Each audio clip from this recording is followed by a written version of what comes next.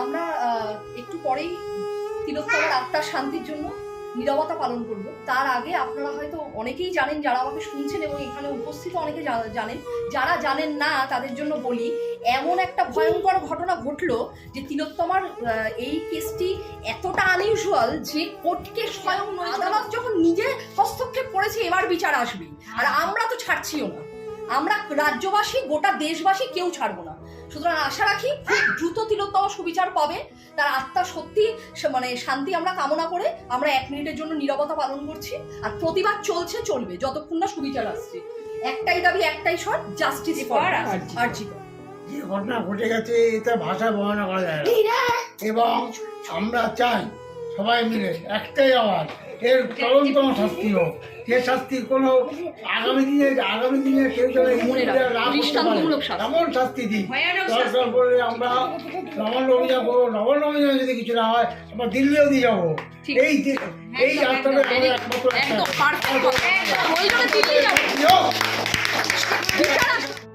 তো আমি আরজি করার সম্বন্ধে এইটুকু বলবো, যেই মেয়েটা এত কষ্ট করে মারা গেছে, যারা এই ঘৃণনা কাজটা করেছে তাদেরকে ইমিডিয়েটলি মানে শাস্তিটা হোক তাদেরকে, এবং ও যেভাবে কষ্ট করেছে তার 10 গুণ ওকে যেন সেইভাবে শাস্তি দিয়ে তাকে মারা হয়, এইটুকু আশা করি। আর সিবিআইয়ের উপরে তো আমাদের তো আছেই মন্তব্যটা, তবে এইটুকু না হলে আমাদের মনের দিক দিয়ে শান্তি নেই। যতক্ষণ না হচ্ছে আমরা কিন্তু এইটার আন্দোলন চলবে, চলছে এবং চলবে, বন্ধ হবে না, বন্ধ করবোই না যতক্ষণ না জাস্টিস আসছে। সুবিচার লাস্ট অবধি যদি এটা না হয় আমরা নবান্ন যাব, যদি তাও না। আমরা সবাই জমায়েত হয়েছি, আমাদের উদ্দেশ্য একটাই, যে এমন একটা ঘৃণ্য কাজে আমাদের এরকম একজন ডক্টর যে হাজার হাজার লোককে সুস্থ করে দেওয়ার একটা দায়িত্ব নিয়ে একটা এই লাইনে এসেছেন, তার চিন্তা ভাবনাটা ওরকমই ছিল, কিন্তু তাকে সেই জায়গাটা মাঝপথে আটকে দেওয়া, এটা একটা মানে কি বলবো, এর থেকে দুঃখজনক ব্যাপার।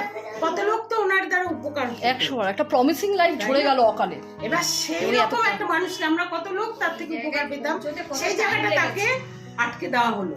তার মানে আমরা এটুকু তো বুঝতে পেরেছিলাম যে নিশ্চয়ই এমন কিছু ঘটনা ঘটেছিল যে তাকে বাঁচতে দেওয়ার মতো মানে মেন্টালিটি যারা এই কাজটা করেছে ছিল না। তাকে এই পৃথিবী থেকে এখান থেকে বিদায় নিতে হলো ওই সব লোকেদের জন্য যারা এই ধরনের অপরাধের সঙ্গে যুক্ত। এবার সেই অপরাধকে চিহ্নিত করতে হবে, আমাদের তো এটাই তো দাবি, এটাই একমাত্র দাবি। এবার আমরা চাই জাস্টিস ফর আরজি, এটাই আমাদের উদ্দেশ্য। সুবিচার আমাদের চাই। আজকে ওনার হয়েছে, কাল আমার হবে, কাল ওনার বাড়ির মেয়ের হবে, কিন্তু এইগুলো দায়িত্ব কে নেবে? এইটা আমরা রাজ্যের সমস্ত মেয়েরাই নিরাপত্তাহীনতায় ভুগছে। সুতরাং এরকম যেন আর কোনো তিলোত্তমাকে এভাবে চলে যেতে না হয়। একদম।